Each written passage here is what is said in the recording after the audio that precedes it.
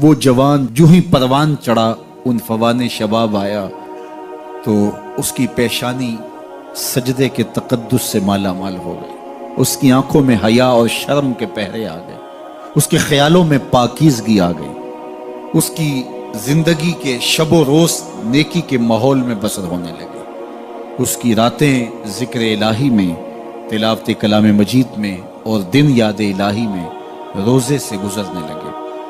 وہ جوان جس کی جوانی اللہ کی عبادت میں گزری، کیونکہ جوانی اگر عبادت میں گزر گئی تو بڑھاپا تو پر نور ہے ہی ہے۔ سب سے مشکل مرحلہ زندگی کا جوانی کا ہے۔ شیطان زیادہ ورغلاتا ہے کسی شخص کو جب وہ جوانی کے مرحلوں سے گزر رہا ہوتا ہے۔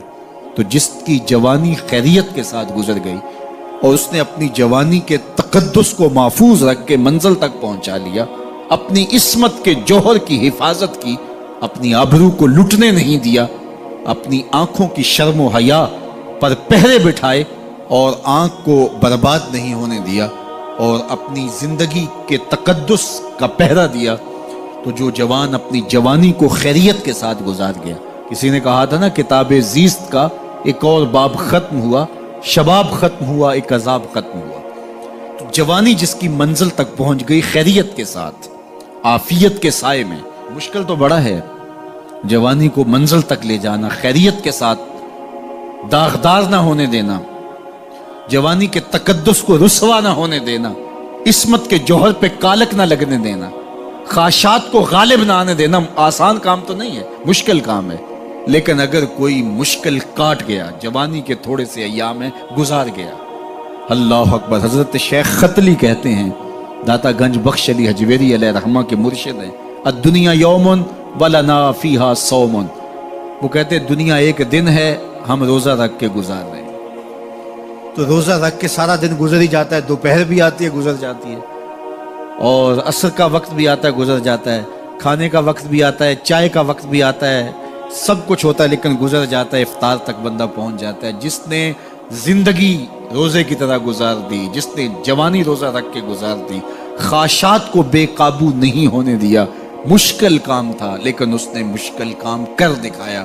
اجر کتنا بڑا ہے، سنیے اللہ کے محبوب کی زبان سے سنیے۔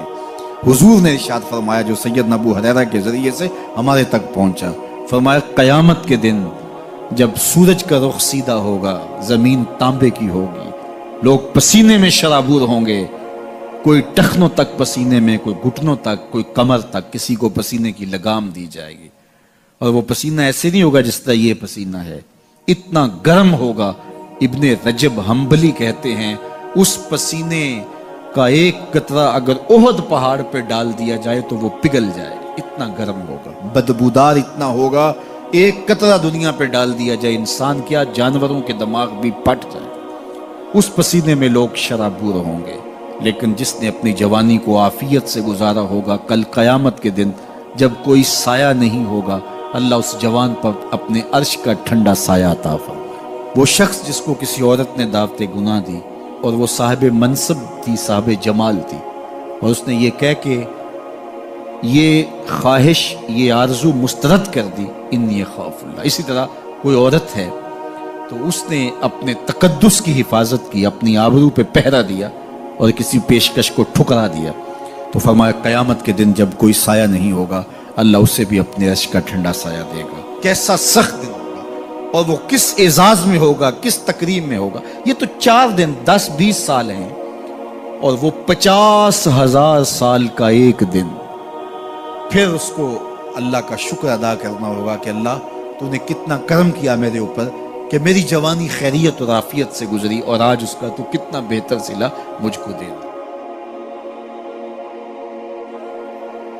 تمام انبیاء کی طرف سے جو ماضی میں گزرے ہیں، ایک ضرب المثل کے طور پہ بات موجود ہے، اور یہ بات میرے اور آپ کے آقا مولا نے ہمیں پہنچائی، اور وہ یہ کہ اذا لم تستحی فاصنع ما شئت، جب تیرے میں حیا باقی نہ رہے تو جو چاہے کر۔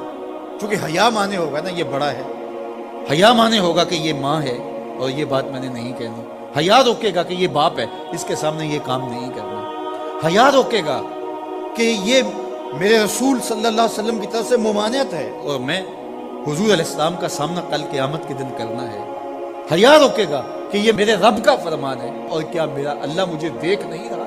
حیا ہے تو گناہوں سے خود بخود روکو گے، کوئی کیمرہ نہیں تو پھر بھی رک جاؤ گے، کوئی سیکورٹی نہیں تو پھر بھی رک جاؤ گے، کوئی واچ نہیں کر رہا پھر بھی رکو گے، بند کمرے میں بھی رکو گے، اپنے رب سے حیا کرو۔ لیکن اگر رب سے حیا نہیں ہوگا، اس کے رسول سے حیا نہیں ہوگا، تو پھر جو مرضی کرو، پھر تمہیں نہ کوئی کیمرہ روک سکتا ہے، نہ باپ روک سکتا ہے، نہ ماں روک سکتی ہے، نہ بڑا بھائی روک سکتا ہے، کوئی نہیں روک سکتا تمہیں جب تمہارے اندر حیا نہیں ہے۔ حیا ہوگا تو پھر گناہوں سے خود بخود بچتے چلے جاؤ گے، برے اعمال سے بچتے چلے جاؤ گے، بد اخلاقی سے بچو گے، زبان سے جملہ نکالنے سے قبل سوچو گے کہ یہ جملہ مناسب نہیں ہے تو میں اس کو کبھی بھی نہیں بول سکتا، اس لیے کہ حیا مانے ہو جائے گا اور طبیعتوں کے اندر ایک نور پیدا ہوتا چلا جائے گا، اور یہ پردہ جب اٹھ گیا اور یہ ڈر جب ختم ہو گیا تو پھر راستے صاف ہو جاتے ہیں، جو مرضی کرتا رہو، پھر کوئی پرواہ نہیں ہوتی ہے۔ مدینہ المنورہ میں صحابہ تشریف فرما تھے کہ ایک خاتون گزرے، سیاہ رنگت، حبشی نژاد، تو ایک صحابی فرمانے لگے اگر جنتی خاتون دیکھنی ہے تو یہ خاتون ہے۔ تو پوچھا کہ یہ کیسے؟ کہا ایک دن یہ خاتون حضور کے پاس آئی اور اس نے کہا حضور مجھے مرگی کے دورے پڑتے ہیں تو میرے لیے دعا کر دیجیے کہ اس مرض سے مجھے نجات ملے۔ تو آقا کریم علیہ السلام نے فرمایا اگر تم کہو تو میں دعا کر دیتا ہوں اور یہ دورے تمہیں نہیں پڑیں گے، اور اگر تم ان پہ صبر کر لو تو میں تمہیں جنت کا وعدہ دوں۔ اب تمہارے ہاتھ میں ہے، جو چاہو کر لو۔ اس خاتون نے بغیر تأمل کے کہا مجھے جنت والا وعدہ قبول ہے، دورے پڑتے رہے کوئی بات نہیں، مجھے جنت والا وعدہ قبول ہے، لیکن حضور ایک کرم میرے پہ فرمائے، وہ یہ کہ جب مجھے دورہ پڑتا ہے تو میں گر پڑتا ہوں، تو گر جانے کی وجہ سے سطر کا خیال نہیں رہتا، ظاہر ہے بے ہوشی ہو جاتی ہے، تو میرے پہ یہ کرم فرمائیے، دعا کیجئے جب میں گروں تو اللہ میرے سطر کی حفاظت کرے۔ تو حضور نے یہ دعا کر دی۔ اب وہ گرتی تھی لیکن اس کا سطر نہیں کھلتا تھا، اللہ اکبر۔ تو اس کو کتنا خیال تھا اپنے پردے کا، کتنا خیال تھا اپنے سطر کا۔ یہ جمال ہے عورت کا، عورت مستور ہے، عورت کو عورت کہا جاتا ہے، مستور سطر سے ہے، یہ پردے کی چیز ہے۔ اور اللہ جل شانہ نے اوڑھنیاں اوڑھ کر کے رکھنے کی خواتین کو تلقین کی۔